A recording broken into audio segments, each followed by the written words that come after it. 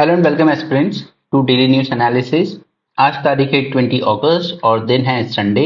So we will discuss The Hindu, not Indian Express, okay, because Sunday The Hindu is more important. So let's move on to page number 1। यहाँ पर prime minister ने कल host किया था G20 minister of digital economy के summit को। Okay, सो उन्होंने highlight किए इंडिया के achievements. Digital India campaign launched in 2015 aimed at creating greater national financial inclusivity.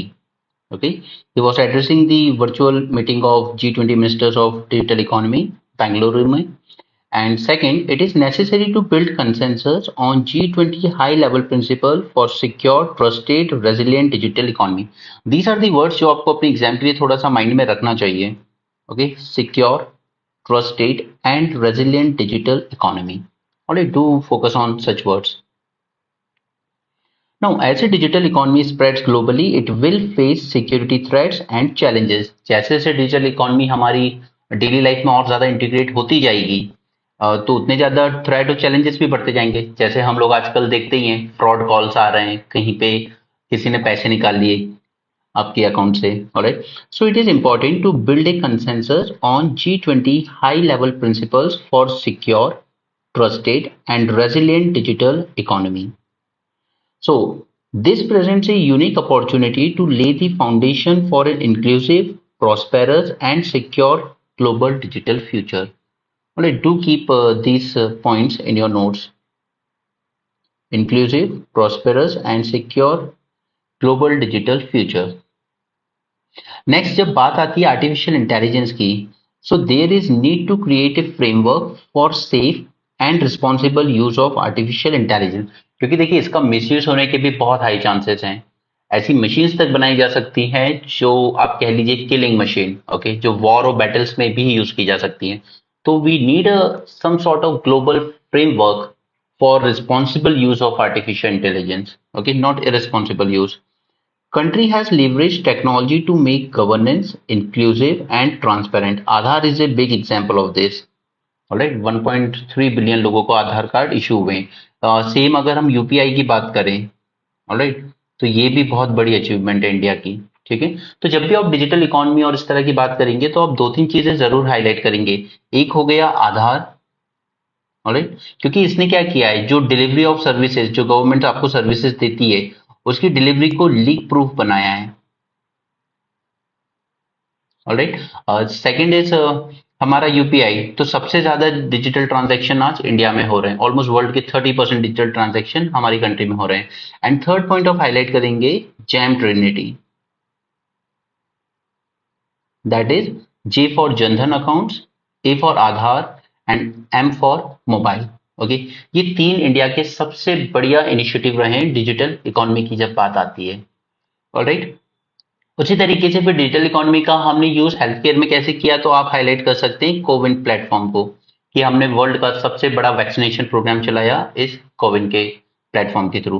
तो ये कुछ ऐसे 4-5 पॉइंट्स हमेशा आपके पास रहने चाहिए रेडीमेड, ताकि आप उसे कभी भी अपने आंसर में जब भी पूछा जाए तो रेडिली अवेलेबल रहे आपके माइंड में. ठीक है, और जितना ज्यादा आप अलग अलग डायमेंशन से अपने आंसर्स को लिखते हैं एग्जाम में, उतना ज्यादा इम्पैक्टफुल होता है वो. चलिए नेक्स्ट आते हैं, यहाँ पर है व्हाइट बिल्ड सी ईगल. ठीक है, तो इसका IUCN स्टेटस है लीस्ट कंसर्न. इसके बारे में और कुछ ज्यादा जानने को नहीं है, आगे आएगा थोड़ा सा और वो बता देंगे अभी. ये यहाँ पे कुछ गड़बड़ हो गई है शायद. एनीवे, हाँ कुछ गड़बड़ हुई है शायद यहाँ पे. चलिए कोई नहीं, मैं आपको यहाँ पे जो चीज काम की है वो बता देता हूँ. आपको याद रखना है ये वर्ड, तो भी कर लूँ. देखिए हम लोग अपनी हिस्ट्री में पढ़ते हैं अबाउट मेगालिथिक साइट्स, राइट. सबसे ज्यादा मेगालिथिक साइट्स हमें कहाँ मिलती है, साउथ इंडिया में. ओके, तो उसी की में से एक मेगालिथिक साइट हमें मिली है अभी केरल में. ठीक है, जहां पर ये लोग कुछ पाइपलाइन वगैरह बिछा रहे थे तो उनको मिली है उसमें. इस मेगालिथिक साइट्स में क्या होता है, जैसे सपोज कीजिए ये बरियल है, ठीक है, किसी को बरी किया गया, उसके बाद एक हेमिस्फेरिकल टाइप का पत्थर उसके ऊपर रख दिया जाता था. ओके, और उसी पे बेस हमने आइडेंटिफाई किया है कि यहाँ पर मेगालिथिक कल्चर प्रिवेल था. तो उसी को साउथ में ये लोग कहते हैं थोपिक कल्लू, ये वर्ड याद रखिएगा, थोपिक कल्लू, क्योंकि वर्बेटिम बेस्ड क्वेश्चन एग्जाम में आते हैं। ऑलराइट, इन्हें मलयालम में हेडस्टोन कहा जाता है, hemispherical laterite stone used as lid on burial urns during megalithic period. ठीक है, बस इतना ही याद रखना है और कुछ उसमें काम का नहीं है। आगे बढ़ते हैं। आपको पता है महाराष्ट्र में, इनफैक्ट कई स्टेट में, इवन हरियाणा में भी, ये लोग लेकर आए कि 2 चाइल्ड पॉलिसी नॉर्म्स अगर आपको पंचायत के इलेक्शन कंटेस्ट करने हैं तो उसी में हाईकोर्ट ने क्लैरिफाई किया है, क्योंकि एक केस आया था जहां पर एक लेडी को कंटेस्ट करने से रोका गया था क्योंकि उसके टोटल 4 बच्चे थे। तो उसने कहा कि पहले 3 बच्चे तो फर्स्ट वाइफ से थे, मुझसे तो एक ही है। ठीक है, तो उसी में हाईकोर्ट ने कहा है कि the limit of 2 children set for panchayat members in Maharashtra will include only biological offspring not step children. Okay, अगर जैसे कोई लेडी कंटेस्ट करना चाहती है तो बायोलॉजिकली उसके 2 से ज्यादा नहीं होने चाहिए। नेक्स्ट इज, आपको पता है ये जो बिल आए थे अभी, आईपीसी सीआरपीसी, इनको हिंदी में ही लिखा गया, इनका नाम, इनके साथ इनका इंग्लिश ट्रांसलेशन दिया ही नहीं गया था। भारतीय न्याय संहिता, भारतीय नागरिक सुरक्षा संहिता एंड भारतीय साक्ष्य बिल। तो ये साउथ में, खासकर तमिलनाडु में, हमेशा से language is a big issue. तो उसी में ये कह रहे हैं कि give names of legislation in English also. Right? It is better to give names in English since the Union Law Ministry drafts all the provisions in the English. जब bill के सारे प्रोविजन इंग्लिश में हैं तो फिर bill का नाम हिंदी में क्यों है? तो ऐसा कोई ज्यादा बड़ी बात नहीं है, बट ये नॉर्थ साउथ चलता रहता है लैंग्वेज इशू। पहले ये कंप्लीट कर लेते हैं जो फर्स्ट पेज का रिमेनिंग था। तो जेएम ट्रिनिटी मैंने आपको बता दिया, Jan Dhan account, Aadhaar and mobile. ठीक है, नियरली 10 बिलियन ट्रांजेक्शन हो रहे हैं आज यूपीआई से। ठीक है, डिजिटल भारत इनिशिएटिव लॉन्च हुआ था 2015 में, and India was building A Bhashini and AI powered language translation platform. तो इस वर्ड को याद रखिएगा, भाषिनी। ये एक तरह की ऐप होगी जो लैंग्वेज ट्रांसलेशन के लिए यूज की जाएगी, और ये इंडिया की लगभग सभी लैंग्वेज में अवेलेबल होगी। ओके, ऑल इंडियन लैंग्वेज, इस तरह के टर्म्स के आपको प्रीलिम्स में दे दिए जाते हैं। It will available in only schedule languages. ठीक है, तो शेड्यूल लैंग्वेजेस या सिलेक्टेड लैंग्वेजेस, ऐसा नहीं, ऑल इंडियन लैंग्वेजेस में अवेलेबल होगी। और जो हमने शुरू में रैप्टर्स की बात की, वाइट बिल्ड की, उसमें है कि feeding mainly on sea snakes and fish, the bird is occasionally seen in inland waters along with tidal rivers and fresh water lakes. UP government ने ऑर्डर किया है कि जैसे अगर किसी एंटरप्रेन्योर या ट्रेडर्स के अगेंस्ट आप कंप्लेन करते हैं, किसी ने मुझे कुछ फॉल्टी मशीन दे दी है, फॉल्टी इक्विपमेंट दे दिया है, तो वो कंप्लेन एफआईआर दर्ज हो सकती है, बट अब से वो दर्ज होगी आफ्टर प्रिलिमिनरी इंक्वायरी। ऐसा नहीं कि सिर्फ आपने कंप्लेंट फाइल की और रजिस्टर हो गई एफआईआर, ऐसा नहीं है, क्योंकि इसमें क्या है, कई बार हैरेस भी किया जाता है एक ट्रेडर को। तो उसी के लिए यूपी गवर्नमेंट ने इसमें कुछ चेंजेस किए हैं। तो आप कह सकते हो कि ईज ऑफ डूइंग बिजनेस की ही बातें हैं। A preliminary investigation be conducted before registering an FIR against trader and entrepreneur. It aims to reduce number of baseless cases filed against business persons in the state. It is a step to stop hindrances in accelerating the state development. Alright, तो वो सिर्फ ease of doing business की बात है। यहाँ पे centre ने onion export पर ड्यूटी लगा दी है 40%। अब देखिए, होता क्या है, अगर ओनियन एक्सपोर्ट ज्यादा हो रहा होगा यानी कि हमारी डोमेस्टिक मार्केट में कमी हो जाएगी, और जब कमी हो जाएगी तो प्राइस क्या करेंगे, राइस। तो गवर्नमेंट चाहती है कि जो टोमेटो के साथ हुआ वो ओनियन के साथ ना हो, इसलिए वो अभी से इस पे कंट्रोल कर रहे हैं। लेकिन क्या है कि एक आउटराइट बैन नहीं लगाया गया है कि आप एक्सपोर्ट नहीं कर सकते, हमने सिर्फ उस पर एक एक्स्ट्रा एक्सपोर्ट ड्यूटी लगा दी है। सपोज कि एक एक्सपोर्टर 100 रुपीज में यहाँ से भेज रहा था ओनियन, ऑलराइट, मार्केट में, सपोज इंटरनेशनल मार्केट में ये रेट था, लेकिन अब क्या हो गया है, प्लस आपने 40% एक्स्ट्रा ड्यूटी लगा दी, तो अब एक्सपोर्टर को 140 रुपीज में भेजना पड़ेगा। तो ये अल्टीमेटली जाके इंटरनेशनल मार्केट में क्या हो जाएगा, अनकॉम्पिटिटिव। तो उसका भेजा हुआ प्याज खरीदेंगे ही नहीं ज्यादा लोग। ठीक है, तो वो एक्सपोर्ट करना कम कर देगा। फिर वो सोचेगा कि अगर वहां भेजने के लिए मैं 40 रुपए ड्यूटी पे करनी पड़ रही है, उससे अच्छा मैं 100 रुपीज में अपने डोमेस्टिक मार्केट में सेल कर लूँ। ठीक है, या 100 नहीं भी तो चलो 80 में ही सेल कर लूँ, तो भी प्रॉफिट मार्जिन ठीक रहेगा। लेकिन ये जो 40 रुपीज एक्स्ट्रा देने पड़ेंगे एक्सपोर्ट ड्यूटी के नाम पे, इससे उसका प्रॉफिट मार्जिन कम हो जाता है।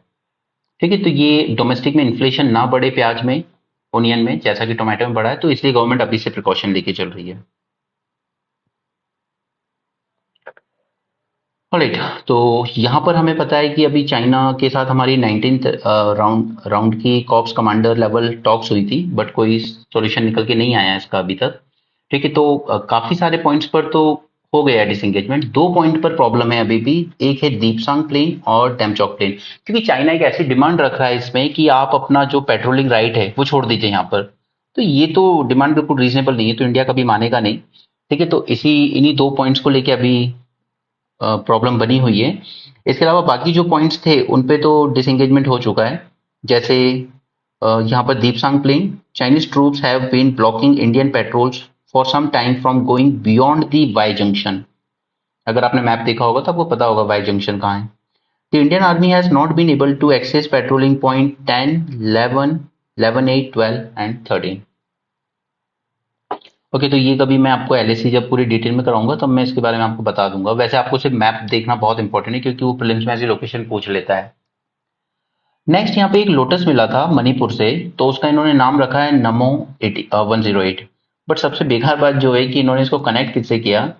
It is a grand gift to be to the relentless zeal and innate beauty of Narendra Modi. Anyway चलिए आगे देखते हैं।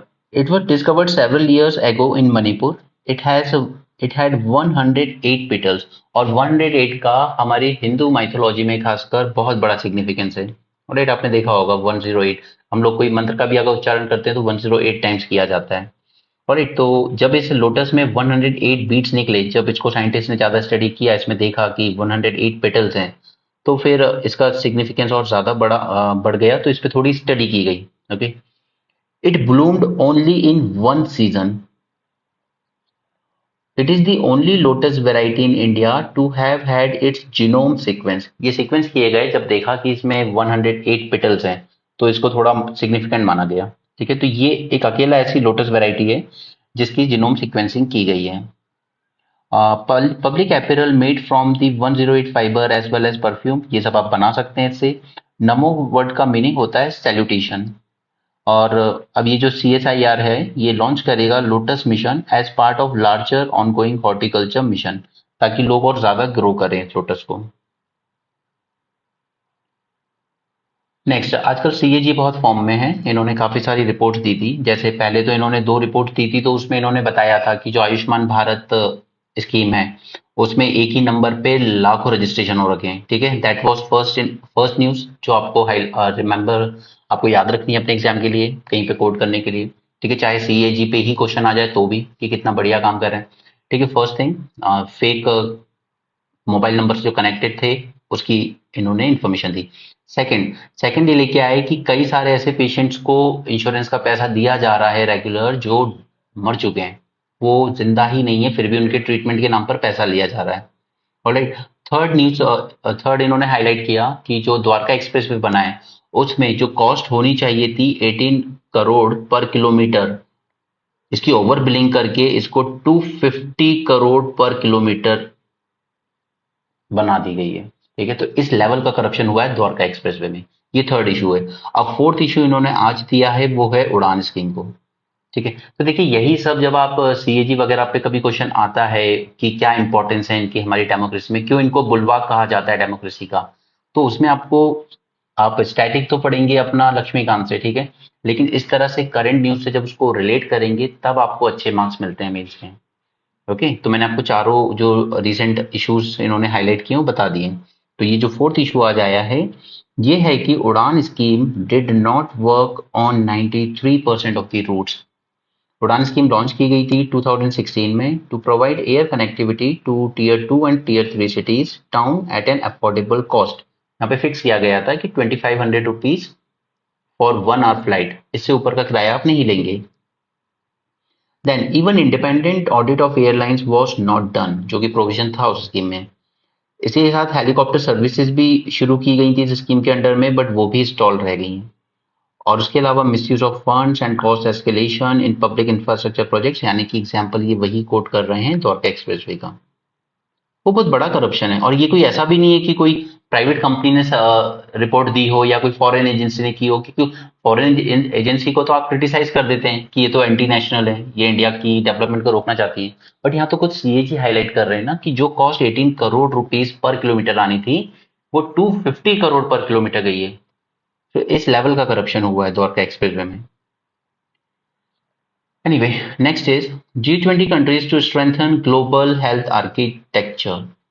ये काफी दिन से न्यूज में बना हुआ है, क्योंकि आपको पता है कि यहाँ पर सभी कंट्रीज ने WHO के अंडर में ही लॉन्च किया है global initiative on digital health, ठीक है, a network managed by WHO organisation.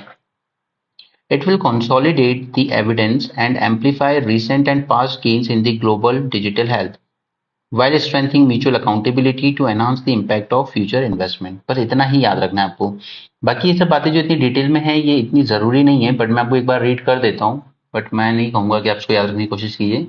WHO managed network that will promote equitable access to digital health by addressing challenges such as duplication of efforts, product-focused digital health transformation. It aimed to align efforts to support the Global Strategy on Digital Health 2025, support quality-assured technical assistance to develop and strengthen standards-based and interoperable system aligned to global health practices. वो सिर्फ बोल बच्चन वाली बातें हैं कि इसका M क्या है, इसका गोल क्या है, बट आपको सिर्फ एक कभी भी अपने आंसर में जब बात करेंगे, चाहे ग्लोबल लेवल पर, इंडिया लेवल पर, आपको सिर्फ एक लाइन में हाईलाइट करना है कि हमने और पूरे वर्ल्ड ने G20 कंट्रीज ने मिलकर साइन किया है global initiative on digital health, ताकि बेटर इंटरनेशनल कोलैबोरेशन हो सके जो हेल्थ में डिवाइड है between developing and develop countries. Okay, access to health facilities, medicine, technology, इस गैप को फिल करने के लिए हमने ये स्टैब्लिश किया है. ठीक है, इसके अलावा it fosters equity in health care. Okay, equity between developing, haves and haves not. Okay, converging effort and best practices. It will amplify our effort with the incorporation of tools such as AI while giving due importance to ethics, policy and governance. अगर आपको याद ही रखना है तो ये last वाला point याद रखिए बस. Alright, then there is need for adaptable, affordable, sustainable, inclusive and equitable access to medical countermeasures. ये कुछ ऐसे पॉइंट्स हैं जो अगर कभी आप अपने आंसर में एज इट इज लिख पाते हैं तो वो आपकी मैच्योरिटी शो करता है आपके आंसर्स में. अब देखिए यहाँ पर ये बहुत बेकार केस था. एक लड़की का रेप हुआ था and she got pregnant. Okay, अब हमारा जो मेडिकल टर्मिनेशन एक्ट है वो क्या कहता है कि 24 वीक्स तक आप प्रेगनेंसी अलाउ कर सकते हैं.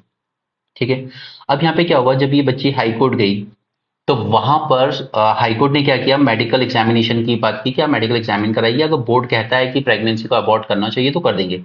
तो बोर्ड ने कह दिया कि ठीक है अबॉर्ट कर सकते हैं, करना चाहिए. ठीक है, उसके बाद हाई कोर्ट ने क्या किया कि उसने इस लड़की की जो केस था उसको डेट दी 2 वीक बाद की, 2 हफ्ते बाद की डेट दी आपने, ऑलमोस्ट 12 डेज था. ठीक है, तो 2 वीक बाद की जब आपने इसको डेट दी तो ये प्रेगनेंसी क्रॉस करके चली गई 26 वीक में. अब लॉ के अगेंस्ट तो आप जाकर नहीं कर सकते. ठीक है, लॉ तो आपको 24 वीक्स की परमिशन दे रहा है. ठीक, ये जो अमेंडमेंट हुआ था 21 में medical termination of pregnancy act में, उसमें प्रेगनेंसी आप अबॉर्ट कर सकते हो up to 24 weeks for special category of women, और स्पेशल कैटेगरी में ही इंक्लूडेड है सर्वाइवर ऑफ रेप. तो ये एक बहुत बड़ा फॉल्ट है कि जुडिशियरी तारीख पे तारीख जो चलता रहता है ना इनका, उस वजह से आज ये प्रॉब्लम हुई है. तो इवन सुप्रीम कोर्ट ने भी उसमें कहा है, ठीक है, इन्होंने कहा है कि स्पेशल बेंच बनाइए और जल्दी से इस केस को हैंडल कीजिए. Now the pregnancy is over 26 weeks despite A favourable medical report on August 11. August 11 को रिपोर्ट दे दी गई थी कि अबॉर्ट करना चाहिए, और आज आप तारीख देखिए 20 हो गई है, बट अभी तक आपने कुछ नहीं किया. Alright, now the high court inexplicably posted the case after nearly 2 weeks before rejecting her request. और उसके बाद 2 वीक्स बाद जब हाई कोर्ट की बेंच बैठी तो उन्होंने कहा अब तो ये 24 वीक से ज्यादा हो गई है, अब आप प्रेगनेंसी अबॉर्ट नहीं कर सकते एज पर लॉ. ये तो just imagine that mental trauma just because of carelessness of whoever was the judge at this high court bench. Alright, so no one is Lord. Everyone can commit mistake. High court was yet to upload the dismissal order. उसके बाद आपने dismiss कर भी दी तो आपने dismissal order अब तक upload भी नहीं किया है, क्योंकि वहां से कुछ चीज रिजेक्ट होगी तभी सुप्रीम कोर्ट में अपील हो सकती है. तो आपने अभी तक अपलोड भी नहीं किए कि हमने डिसमिस कर दिए प्ली. ओके, सो नाउ ये सुप्रीम कोर्ट जो बेंच है इसने भी ऑर्डर किया है कि फिर से मेडिकल एग्जामिनेशन कीजिए. तो ये एक तो रेप विक्टिम, ऊपर से इतना सब जुडिशरी में आना जाना, ये सब एक मेंटल टॉर्चर जैसा सिचुएशन बन जाती है. यहाँ पर है कि कुछ एक इन्फेंट्री हुआ करती थी 26 नेटिव बंगाल इन्फेंट्री रेजिमेंट, जिनको ब्रिटिशर ने 1857 रिवोल्ट के टाइम क्रश कर दिया था, तो उनके स्केलेटन्स मिले थे. ओके, ऑलमोस्ट 282 मैन के स्केलेटन्स मिले थे. तो ये तो इंपॉर्टेंट नहीं है, लेकिन यहाँ पर एक टर्म है माइटोकॉन्ड्रियल डीएनए. प्लीज इसको डिटेल में तैयार करें. ठीक है, इस तरह के जब भी कुछ न्यूज में आएगा यूपीएससी की नजर उस पर जरूर जाती है, वो क्वेश्चन जरूर करता है. यहाँ पर रशिया का जो लूना 25 जो चांद पे लैंड करने वाला, उसमें कोई टेक्निकल टेक्निकल ग्लिच आए तो वो लोग उसको कोशिश कर रहे हैं सॉल्व करने की। ट्विटर जो कि अब एक्स नाम से जाना जाता है, क्योंकि इलॉन मस्क को बहुत ऑब्सेशन है एक्स वर्ड से, तो इन्होंने कहा है कि हम स्क्रैप करेंगे ब्लॉक फीचर। यानी कि जैसे अगर कोई किसी को क्रिटिसाइज करता है ना कमेंट सेक्शन में, तो लोग ब्लॉक कर देते हैं, वो ब्लॉक फीचर नहीं होगा आपसे, ठीक है। लेकिन हाँ, अगर कोई जैसे पर्सनल मैसेज करता है किसी को, डायरेक्ट मैसेज, उसमें ब्लॉक फीचर अवेलेबल होगा कि आप उसको डायरेक्ट मैसेज नहीं कर सकते, क्योंकि उसमें आप कई बार अब्यूज करना शुरू कर देते हैं, ठीक है। तो ये एक छोटा सा चेंज किया गया है। बात करें चाइना की, तो चाइना साउथ चाइना सी से लेकर वहां पर फिलीपींस वियतनाम से लेकर लाइन ऑफ एक्चुअल कंट्रोल में इंडिया को सबको बुली करता रहता है, उसकी आदत हो गई है। Now south China sea, China's fleet is increasingly large and sophisticated, क्योंकि फिलीपींस ऐसे कंट्री से बस की नहीं है चाइनीज नेवी से लड़ना, ठीक है ना। उन्होंने क्या किया है कि चाइनीज ये फिलीपींस वाले अगर कुछ भी उनका कोई प्रोजेक्ट चल रहा है वहां पे साउथ चाइना सी में, तो ये लोग वहां पे अपने कोस्ट गार्ड तैनात कर देते हैं, वाटर कैनन्स यूज करते हैं to stop Philippines vessel to deliver supplies, वहां से उनकी शिप भी क्रॉस नहीं होने देते हैं, क्योंकि ये मानते हैं कि पूरा साउथ चाइना सी हमारा है। उस पर कभी मैं मैप के थ्रू आपको बताऊंगा डिटेल में 9 डैश लाइन वगैरह क्या है। ओके, फिर बात करें इंडिया की, तो यहाँ पर हमारा डिसएंगेजमेंट चल रहा है इनके साथ। 5 फ्रिक्शन पॉइंट्स पर तो कर चुके हैं डिसएंगेजमेंट, जैसे गलवान वैली में कर लिया है, north and south bank of Pangong lake पे कर लिया है, patrolling point of 15 and 17 A पे कर लिया है। सिर्फ 2 बच गए, दीपसांग एंड डैमचौक।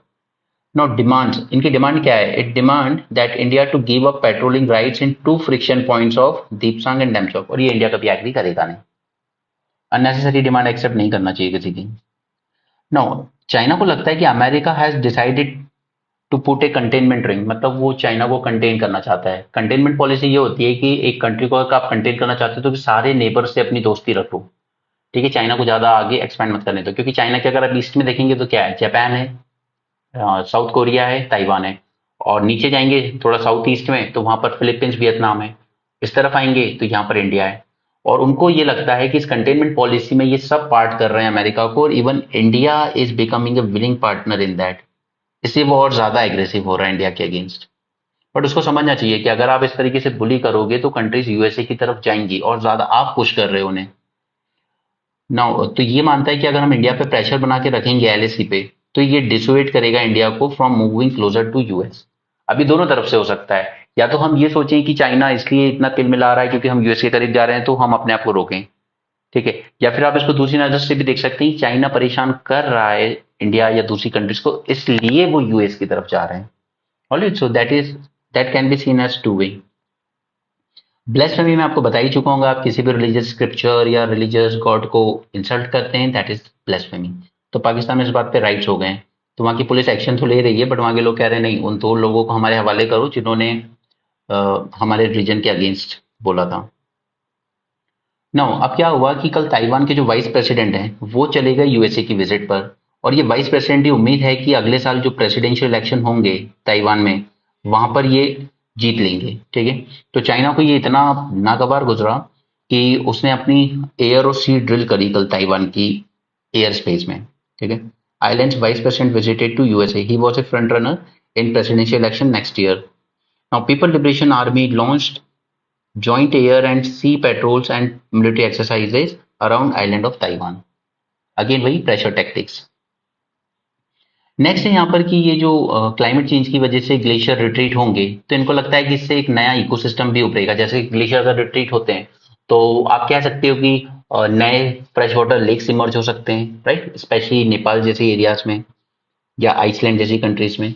तो इनने दोनों सिनेरियो में बात की है, लेकिन जब भी इस तरह की कोई फ्रोजन ग्लेशियर्स मेल्ट होते हैं तो कई बार ऐसे बैक्टीरिया भी निकल के सामने आते हैं जो बहुत ही अलग तरह की बीमारियां लेके आ सकते हैं इंसानों के लिए, ठीक है।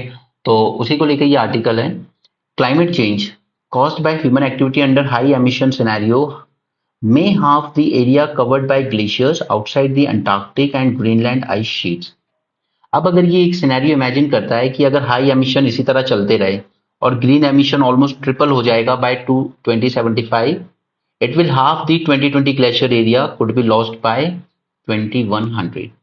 लेकिन अगर हम लो एमिशन सिनेरियो को की बात करते हैं, अगर नेट जीरो अचीव कर लेता है वर्ल्ड बाय 2050 जैसा कि टारगेट रखा है, तो ये लॉस रिड्यूस किया जा सकता है बाय अप्रोक्सीमेटली 22%। ठीक है। नाउ अब ये जो डीग्लेशिएटेड एरिया होंगे इनके मेल्ट होने के बाद, ये एक अलग ही तरह का इकोसिस्टम डेवलप करेंगे जो कि बहुत ही माइल्ड इकोलॉजिकल कंडीशंस होंगी। काफी सारे terrestrial, fresh water, even marine habitats develop हो सकते हैं। तो ये फेवर तो करेगा प्राइमरी प्रोडक्टिविटी को, but it will lead to increase number of non native species, non native, okay, और ये नॉन नेटिव स्पीशीज ही प्रॉब्लम क्रिएट करते हैं इकोसिस्टम में। ठीक है, such as cold adapted species और generalist species and so on. Next है अल्जाइमर। देखिए होता है क्या है आपके ब्रेन में, चलिए मैं भी इसको सीक्वेंस में समझाता हूँ शॉर्ट में ही। ठीक है। There is no problem post to brain functioning as long as oxidative radicals जो कि हमारे ब्रेन में रिलीज होते रहते हैं should be balanced by antioxidant enzyme, और एंजाइम का नाम है ग्लूटाथियोन। ओके, तो यहाँ पे अल्जाइमर पेशेंट्स पर कुछ स्टडी की गई थी, इसने दिखाया there is reduce level of glutathione and oxidative buildup. क्योंकि देखिए अगर ऑक्सीडेटिव बिल्डअप जो हो रहा है, ठीक है, जैसे ये ऑक्सीडेंट्स हैं, ठीक है, आपके ब्रेन में अगर ये बैलेंस नहीं किए जाते हैं बाय एंटीऑक्सीडेंट्स, जब तक ये बैलेंस सिचुएशन में है तब तक कोई दिक्कत नहीं है, तब तक आपका ब्रेन हेल्दी है। जहां ये इम्बैलेंस हुए वहां पर ये डिजीज होना शुरू होती है आपको, अल्जाइमर टाइप की। ओके, तो इसी एंटीऑक्सीडेंट्स को बढ़ाने के लिए हम लोग देते हैं ग्लूटाथियोन।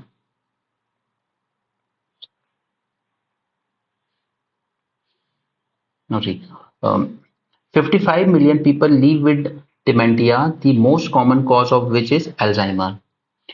फर्स्ट थिंग इज आपको यहाँ पे ड्रग्स के नाम याद रखने होंगे, कई बार इस तरह के पूछ लिए जाते हैं, जैसे बहुत से क्वेश्चन पूछे गए, तीन चार नाम देकर ये हर्बिसाइड है, इंसेक्टिसाइड है, पेस्टिसाइड है, ठीक है, या ये जगह है तीन तो ये किस चीज से रिलेटेड है। ठीक है, उसी तरीके से ये दवाइयों के नाम भी आपको याद होने चाहिए, donanemab, lecanemab and aducanumab. Okay, these are actually antibodies जो न्यूट्रलाइज करती है हमारा जो बिल्डअप हो जाता है दिमाग में एमिलॉइड प्रोटीन्स का। ठीक है, उनको न्यूट्रलाइज करने के लिए दी जाती है। The limited success with these drugs which target only the amyloid protein buildup. Free radicals often damage healthy cells और यही कॉज करते हैं पार्किंसन को। बॉडी में कोई प्रॉब्लम नहीं आएगी जब तक there is a balance between oxidative molecules and antioxidants to neutralize them. ठीक है, but lack of antioxidant enzyme such as glutathione ये प्रॉब्लम क्रिएट करता है आपके दिमाग में psychiatric problems. Now oxidative stress में दस भी ये जो ऑक्सीडेटिव स्ट्रेस बनेगा ये एक प्रीकर्सर होता है टू दी एमिलॉइड प्लेक। और एमिलॉइड प्लेक ऐसा है कि अगर एक बार वो सेट इन हो गया तो वो रिवर्स नहीं होता है। The disease is irreversible once the plaque sets in. Alright, oxidative stress is present, oxidative radicals are balanced by antioxidant enzyme that is glutathione।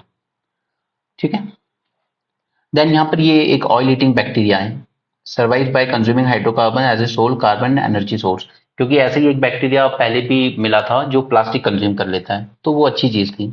उस तरीके से ये एक सोर्स है।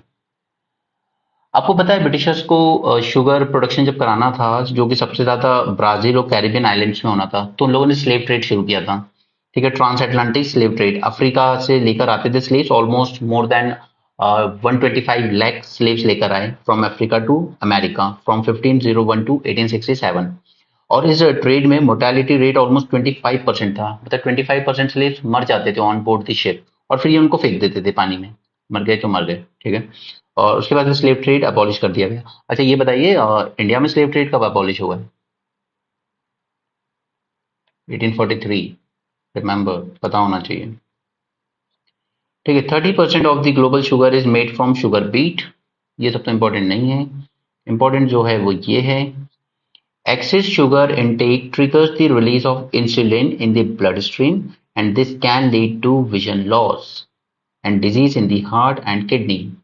अब type 1 diabetes have to inject insulin in their blood. Type 2 diabetes have to carefully manage their blood glucose and use substitute like sucralose. Sucralose पे एक बार question आया था, सिविल सर्विस में नहीं बट यूपीएससी के अदर एग्जाम में आया था। यहाँ पर ऑस्ट्रेलिया की एक एडमिनिस्ट्रेशन है, एक बॉडी है टीजीए, उसने एक रिसर्च, उनके यहाँ पे क्या काफी सारे केस आ रहे थे कि हमें ये जो टर्मरिक होता है, हल्दी, उस वजह से हमारे लिवर में प्रॉब्लम हो रही है। Risk of liver injury from using medicine and herbal supplements containing turmeric और इट्स एक्टिव इंग्रेडिएंट क्यूरक्यूमिन। मुझे सिर्फ आपको ये क्यूरक्यूमिन बताना था, it is actually active ingredient in turmeric. ठीक है, ब्रिक समिट की बात करते हैं। वैसे हमने कल भी की थी, अगर आपने डिस्कशन सुना है तो। ठीक है, कहां पर होने वाला है? जोहानिसबर्ग में, साउथ अफ्रीका, और वहां के प्रेसिडेंट हैं काइरिल रामाफोसा। ये 15 समिट होगा। ठीक है, जियो पॉलिटिकल जियो इकोनॉमिक मोमेंट है एक तरह की। ठीक है, वैसे बात तो शुरू हुई थी ब्रिक्स की सिर्फ इकोनॉमी को लेके, लेकिन धीरे धीरे ये थोड़ा सा पॉलिटिकल भी होता चला गया। ना ये पहली इन पर्सन मीटिंग होगी रशियन इन्वेजन के बाद। ठीक है, इसके पहले जो समिट हुए पिछले 2-3, इनफैक्ट 2019 के बाद से जितने समिट हुए ना वो वर्चुअली हुए थे। पहले कोविड आ गया, उसके बाद जब कोविड हटा तो चाइना में थोड़ा सा कोविड चल रहा था, तब भी नहीं हो पाया। उसके बाद फिर रशिया का इन्वेजन आ गया। ठीक है, तो अब जाके ये इन पर्सन होगा, और इन पर्सन भी होगा, लेकिन जो व्लादिमीर पुतिन है वो इसको वर्चुअली अटेंड करेंगे। और इसकी मैंने आपको वजह बताई थी, क्योंकि इंटरनेशनल क्रिमिनल कोर्ट ने पुतिन को डिक्लेयर किया है एज अ वॉर क्रिमिनल।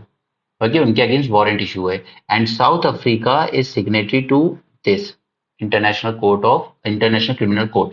और सिग्नेटरी होने के नाते आप पे कंपल्शन होता है कि अगर आपके लैंड पर कोई ऐसा आदमी आता है जिसके अगेंस्ट वारंट इशू हुआ है, तो आपको उसे अरेस्ट करना होगा। इस वजह से पुतिन यहाँ पर पर्सनली अटेंड नहीं करेंगे, वो वर्चुअली करेंगे।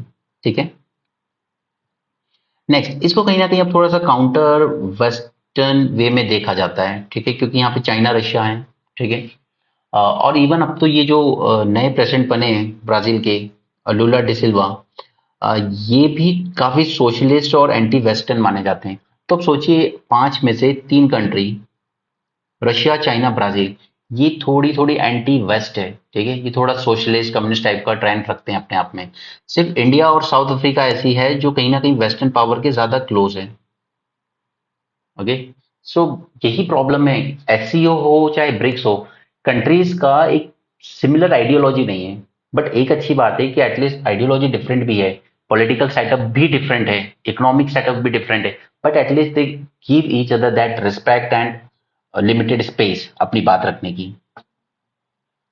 यूएसए की तरह नहीं कि आप हमारी तरह सोचिए, हमारी तरह बोलिए, तभी आप हमारे दोस्त हो, ऐसा नहीं है। The military stand of with China at the line of actual control, ये चल ही रहा है हमारा।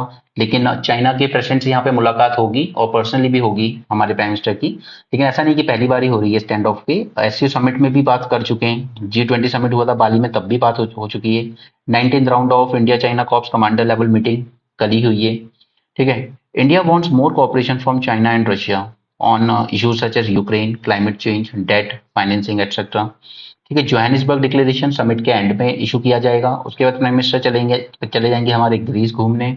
ठीक है, ये मैं आपको बता ही चुका हूँ, warrant is issued by international criminal court against Putin, so it is difficult for south Africa and ICC signatory to ignore that. Okay, इसलिए वो वर्चुअली अटेंड करेंगे। और इसके अलावा साउथ अफ्रीका ने इनवाइट किया है सभी 55 मेंबर्स को अफ्रीकन यूनियन के, और इसके अलावा 20 other leaders from Asia, south America and small island states to represent the global south. तो ये बहुत अच्छी बात है कि हम लोग सिर्फ ऐसा नहीं कि 5 है तो 5 ही है। ठीक है, हम लोग दूसरों को भी इन्वॉल्व करने की कोशिश करते हैं। क्योंकि हमारे यहाँ भी G20 समिट हुआ था, जब प्राइम मिनिस्टर ने कहा है कि कम से कम अफ्रीकन यूनियन को एक सीट दी जाए G20 में। राइट, नेक्स्ट स्टेज तो इसी को आप कहते हो ब्रिक्स अफ्रीका आउटरीच या ब्रिक्स प्लस डायलॉग कह लो। ठीक है, ब्रिक्स का पहला समिट हुआ था 2009 में जैटकिनबर्ग में। ओके, फिर 2010 में साउथ अफ्रीका को भी इसमें इंडक्ट कर लिया गया। इसकी अचीवमेंट्स क्या है? ब्रिक्स की अब तक की कुछ अचीवमेंट्स है तो बिल्कुल है। सबसे पहला न्यू डेवलपमेंट बैंक स्टैब्लिश किया इन्होंने। बराबर वोटिंग राइट्स है पांचों कंट्रीज के पास। हेडक्वार्टर कहाँ है? शंघाई में। ठीक है, एशियन इंफ्रास्ट्रक्चर डेवलपमेंट बैंक अलग है, उसका हेडक्वार्टर है बीजिंग में। ठीक है, उसमें इकोनॉमी पे बेस आपको वोटिंग राइट्स दिए जाते हैं। सबसे ज्यादा चाइना के पास है, फिर सेकंड पे इंडिया के पास है। इसके अलावा इन्होंने $100 बिलियन का कंटीजेंसी रिजर्व बनाया है इमरजेंसी के लिए। एक रिसर्च एंड डेवलपमेंट सेंटर खोला था वैक्सीन के लिए ब्रिक्स ने। ठीक है, तो इसे एक वाइबल ऑल्टरनेटिव माना जाता है G7 डेवलप कंट्रीज के क्लब के अगेंस्ट। और मोर देन 40 कंट्रीज ने इंटरेस्ट शो किया है कि हमें ब्रिक्स ज्वाइन करना है, और 19 ने तो फॉर्मल एप्लीकेशन भी दे रखी है कि हमें मेंबर बनना है। तो एक कंसेंसस तो बन चुका है कि चलिए सबको तो नहीं, लेकिन 4 कंट्रीज को इंक्लूड करने की बात हो गई है। एक अर्जेंटीना जो ब्राजील का नेबर है, दूसरा सऊदी अरेबिया एंड यूएई क्योंकि ये वेस्ट एशिया से आते हैं। ठीक है, एंड वहां की इकोनॉमिकली सबसे पावरफुल है ये, आप कह सकते हो economically they are very rich. ठीक है, तो जो डेवलपमेंट बैंक है हमारा, न्यू डेवलपमेंट बैंक, उसको एक बूस्ट मिल सकता है इनके आने से। Next is Iran. अब देखिए ईरान इंडिया के पॉइंट ऑफ व्यू से बहुत जरूरी है, क्योंकि हम लोग अधिकतर बात करते हैं ना Iran, Pakistan, Russia, China nexus, जो ऊपर एक आर्च बनेगा इंडिया के ऊपर। तो हमें ईरान को पाकिस्तान से तो थोड़ा दूर ही रखना है, ठीक है। वो नेक्सस अगर बनता है तो वो इंडिया के लिए फेवरेबल नहीं होगा। तो ईरान का मेंबर बनना बहुत जरूरी है इंडिया के पॉइंट ऑफ व्यू से, ठीक है। जितना ज्यादा हम ईरान से एंगेज करेंगे, और ईरान ने 25 की स्ट्रेटेजिक पार्टनरशिप भी की है चाइना के साथ, ओके। तो ये भी मत भूलिए, चाइना, पाकिस्तान और ईरान ये हमारे सबसे क्लोज प्रॉक्सिमिटी में नेबर्स बैठे हुए हैं, ठीक है। और रशिया का भी एंगेजमेंट पाकिस्तान के साथ पिछले कुछ टाइम में बढ़ा है, और इकोनॉमिकली चाइना के साथ तो वो पूरी तरह इंटीग्रेट है। चाइना को तो Russia is like unconditional support. और यूक्रेन वॉर के बाद तो चाइना ने भी अनकंडीशनल सपोर्ट दिया है रशिया को, तो उनकी दोस्ती बहुत स्ट्रांग है। तो हम नहीं चाहते कि ये जो चाइना पाकिस्तान एक्सिस इतना स्ट्रांग है और चाइना पे रशिया का सपोर्ट पूरा है, ठीक है, उसमें ईरान और ज्वाइन हो। तो ईरान को अगर हम ब्रिक्स का मेंबर बना पाए, उसके साथ ज्यादा एंगेजमेंट कर पाए तो बेटर होगा। ओके, तो ब्रिक्स एक्सपेंशन आज नहीं तो कल होना ही है। दूसरा, intra BRICS trading in national currencies. अगर ये कंट्रीज ब्रिक्स नेशन अगर आपस में भी अपनी करेंसी में ट्रेड करने लगे, तो डी डॉलराइजेशन जो हम बात करते हैं वर्ल्ड ओवर, जिसपे मैंने मीन्स का लेक्चर बनाया हुआ एक्सेप्टेड, वो डी डॉलराइजेशन अचीव करना इजी होगा, ठीक है। और अगर आप आगे चल के कभी एक ब्रिक करेंसी ही डेवलप कर पाए तो ये शायद बहुत बड़ी अचीवमेंट होगी। ये थीम जो सेटअप की गई है याद रख लीजिएगा, अगर आप सिविल सर्विस के अलावा कोई एग्जाम दे रहे हैं तो। इसके अलावा क्लाइमेट चेंज इश्यूज पर बात की जा सकती है, unlocking opportunities through African continental free trade area, strengthening the meaningful participation of women in peace progress, ठीक है। चाइना को सपोर्ट चाहिए अपने बेल्ट एंड रोड इनिशिएटिव के लिए, न्यू ग्लोबल डेवलपमेंट इनिशिएटिव के लिए। नेक्स्ट यहाँ पर सुप्रीम कोर्ट ने कुछ जेंडर स्टीरियोटाइपिंग जो वर्ड्स थे उनको चेंज किया आपने, कि आप कोर्ट में ये सब यूज नहीं करेंगे। देखिए, अब इस पे बनाने के लिए तो लोग आधे घंटे का लेक्चर बना के भी आपका टाइम बहुत अच्छे से वेस्ट कर सकते हैं, बट उसकी जरूरत नहीं है, ठीक है। आपको सिर्फ इतना जान लीजिए, क्योंकि ये सब ऐसी चीजें हैं जो आपको वन लाइन में कहीं कोट करने को मौका मिल जाए तो मिल जाए, इसके अलावा ये आपकी एग्जाम पॉइंट ऑफ व्यू से अच्छा नहीं है, ठीक है। The handbook on combating gender stereotypes aim to assist the legal community in identifying, understanding and combating stereotypes about women. It contains a glossary of gender unjust terms and suggests alternative words or phrases. For example, adulterous word. Adulterous मत use कीजिए आप, उसकी जगह आप कहिए women who has engaged in sexual relationship outside marriage. Okay, उसी तरह chest women या obedient wife मत यूज कीजिए आप, plainly सिर्फ women या wife ही यूज कीजिए। ओके, तो इस तरह के स्टीरियोटाइप नहीं कि women के साथ हमेशा आप चेस्ट वर्ड ही यूज करें, ऐसा सही नहीं। ठीक है, ये सब आर्टिकल आपको वैसे जानने, नॉलेज के लिए जान लीजिए, आपके एग्जाम में ऐसा इंपॉर्टेंट नहीं है कि आपको स्पेसिफिकली म्यांमार पे क्वेश्चन आ जाएगा, ऐसा नहीं आएगा। आएगा तो वो कि हमारे नॉर्थ ईस्ट रीजन में किस तरीके से डिस्टर्बेंसेस और एग्रीवेट हो रहे हैं म्यांमार की वजह से। ओके, सो यहाँ पर तो इकोनॉमी में तो ऐसा कुछ नहीं है काम का, बाकी स्पोर्ट्स न्यूज़ है। तो all right, so that's it for this, and please mains lecture series को फॉलो करते रहिए, क्योंकि वो आपका डेली काफी टाइम सेव करेगी। ओके, उसमें आप जो भी टाइम देते हैं वो आपको डेली न्यूज़पेपर में आपका टाइम बचाएगी और आपको बेटर ब्रेन करने में हेल्प करेगी। So thanks for joining. Have a great day.